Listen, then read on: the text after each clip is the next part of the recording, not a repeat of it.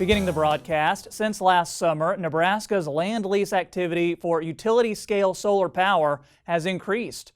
So far, the state's largest solar project spans around 50 acres, but there are proposed projects in the works at 10 times that amount.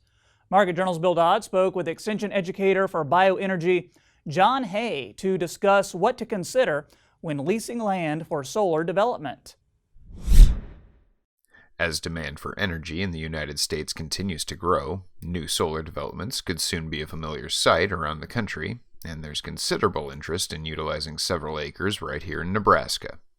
While several solar projects have been put in place around the state so far, many proposed projects could require much more land than some of the installations we've seen thus far. Well, the interest in utility-scale solar has grown dramatically across the United States, including Nebraska. And what's been built hasn't been a large number of individual projects. There's been a number of small projects at the community scale happen across Nebraska. But as far as utility-scale projects go, only a handful of kind of minor projects have happened. And then the one most recently that's going in between Lincoln and Omaha just got approved. And I expect that there'll be more. Now, from an interest standpoint, there is studies being done on tens of thousands of acres for potential solar development here in Nebraska. And that's where, if those acres get developed, that expansion is dramatically larger and becomes a really big deal. And so that's kind of what we're interested in here, is that there's a lot of land being leased and considered for future development. How much of that development will take place, that's yet to be determined. The answer is some of it. While some landowners may be keen to lease out space for solar development, it's important to understand there are some key factors when it comes to the land selection process of any potential solar developments. But landowners sometimes might be interested in saying, well, my land could be solar. The challenge we have right now is that typically that process of land selection is driven by the developer.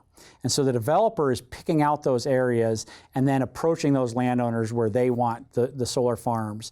And it doesn't happen very often the other way, where the landowner says, well, I have a piece of property I'd like to lease, and they approach the developer. It's not to say it can't happen that way, but that's not the most common. The most common is it's a developer-driven selection. And a couple of things that they're looking for in general terms, they're looking at a piece of land that is close to a transmission line, close to a substation, and somewhat close to the load that is being used. So, you don't want to be away from a population where there's no electricity being used when we're generating electricity. We want to be reasonably close to a load. So reasonably close to a city or something like that. Or, like I said, with the transmission line, you could be close to the transmission line where we're getting that electricity to that. But just because a piece of property is close to a transmission line doesn't mean that there is capacity on that transmission line to get the electricity to market.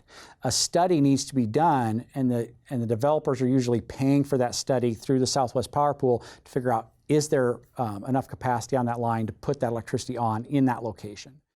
While there are significant tax credits available for solar development, as Nebraska in particular is a public power state, it's essential that solar development be executed by a private entity in order to take full advantage of the current tax incentives.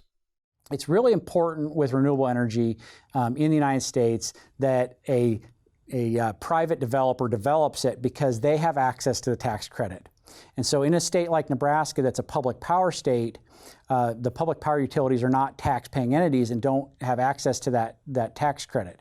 So when they purchase electricity from a private renewable developer, they're able to take advantage of that tax credit through that private developer. That private developer is willing to at least give a lower cost of energy for the contract because they're able to take advantage of that tax credit. And so it's important that that's a private developer. Private development of any electrical generation in Nebraska was very challenging prior to some law changes in 2007, 2009, 2010. And so only with those changes, renewable energy has been able to develop in the state as a with private ownership, and then most of that electricity is being purchased by the utilities of the state of Nebraska, though there is more and more interest on those purchases being purchased by private companies that want to be known as green or have green energy. As of now, there's still a 26% tax credit available for solar development, as this could mean savings for our state's electrical providers and some select companies. It's important to note that this is a tax credit that is steadily declining and will expire, and that means there's no time like the present for new development. And it is important because obviously that 26% lowers the cost of building the system. Thus, they're able to maybe get more profit for that. So it's an important factor in development.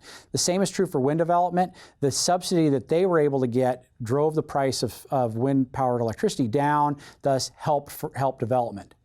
But just like any subsidy, a good subsidy should be there to help get a industry going, and then fade away over time as that industry becomes self-sustainable. And what we're seeing is that it was 30%, now it's 26%. After 2022, it's planned to be 22%, and then 10% after that. For the time being, it appears utility-scale solar development is here to stay in the Cornhusker State. If you live in an area well-suited for development, you may have to make some decisions on whether or not you're willing to commit to a long-term land lease. Reporting for Market Journal, I'm Bill Dodd.